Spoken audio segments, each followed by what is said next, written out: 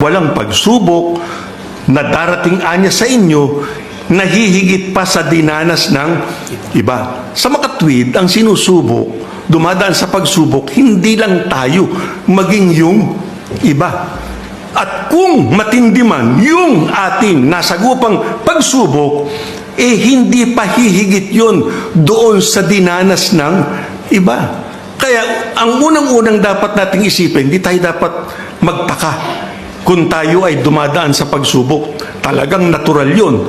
Talagang dadaan tayo sa pagsubok. Pagka tayo dumadating sa mga pagsubok, ang sabi ng Biblia, dapat nating tandaan, hindi ka pababayaan ng Diyos. Kaya alam mo, pagka dumadaan tayo sa pagsubok, dapat ipinagpapasalamat natin sa Diyos yun. Sapagkat doon gusto niyang mahayag yung kanyang plano sa atin. Para nang sa ganun, tayo, pagka mataas na ang uri ng ating pananampalataya, karapat dapat tayo doon sa kanyang ibibigay sa ating gantimpala pagdating ng araw ng paghukom. Kaya kung merong pagsubok, una, tandaan natin, hindi tayo pababayaan ng Diyos.